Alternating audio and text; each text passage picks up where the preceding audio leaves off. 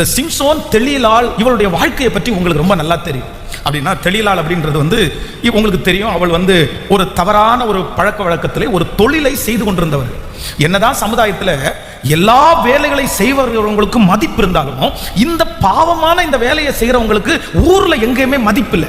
அவங்கள ரொம்ப குறைவா பார்ப்பாங்க. இவங்க பாத்தீங்க அப்படின்னு சொன்னா தண்ணி எடுக்க போகிறது கூட எல்லாரும் போயிட்டு கடைசியில யாருமே இல்லாத நேரத்துல தான் அவங்க தண்ணி எடுக்க போவாங்க.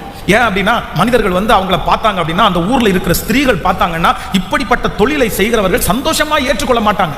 அவங்கள ரொம்ப துச்சமாய் அசிங்கமா இவ்வளவு கேவலமான வாழ்க்கை நீ வாழ்றியே அப்படின்னு அவளை பார்க்கிற பார்வையிலே எரிச்சிருவாங்க.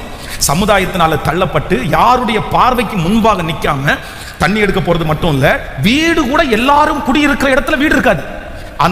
அந்த பட்டணத்தினுடைய ஓரத்துல காம்பவுண்ட் வால் பக்கத்துல ஒதுக்குப்புறமாய் எல்லாரும் பார்க்காத வழி நடக்காத இடங்களிலே இவங்க வீடை வச்சிருப்பாங்க.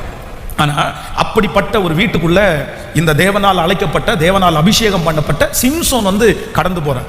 ஆனா என்ன நினைக்கிறான்னா, இவனுக்கு நான் நம்புறேன் அவனுக்கு ஒரு இறக்க குணம் வந்திருக்கும். சே, எல்லாருமே இந்த லேடியை ஒதுக்குறாங்களே, இவ்வளவு ரொம்ப அசுத்தமா நினைக்கிறாளே, அவன் அசுத்தமா நடந்ததுனாலதான் இப்படி அப்படின்ற எண்ணம் வரல.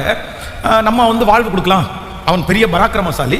இவ வீட்டுக்குள்ள போன உடனே அவளுடைய அரவணைப்பு, அவளுடைய அவனை கேர் எடுத்து பார்த்துக்கிறது எல்லாமே அவனுக்கு பிடிச்சு போய் அந்த வீட்டிலேயே படுத்து கொண்டான். ஆனா அந்த லேடி அவன் அப்படி விடலை.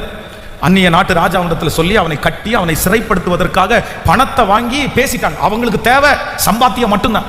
இவனை வீட்டுக்குள்ள வர வச்சதும் அவனுடைய பணத்துக்காக தான், அவன் பலசாலி என்பதற்காக தான். இப்பவும் அவனோட பழகிற ஒரே ஒரு காரணம், அவனால ஏதாவது ஒண்ணு என் குடும்பத்துக்கு ஆகணும்ன்ற அந்த காரியத்துக்கு தான் அவனோட பழகுறாங்களே தவிர வேற எந்த ஒரு காரணமும் இல்லை.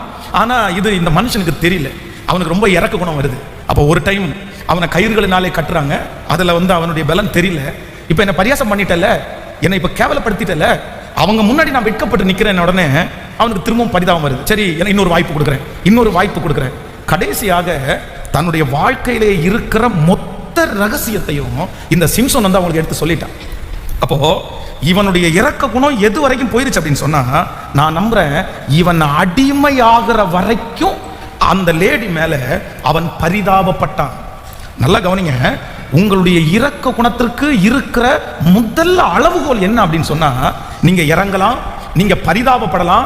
உங்களுடைய பரிதாபம், உங்களுடைய இரக்க குணம் எப்படி போயிடக்கூடாதுன்னா, நீங்கள் அவர்களுக்கு அடிமையாகிற வரைக்கும் நீங்க போயிடக்கூடாது. உங்களை அடிமையாக்கிடக்கூடாது.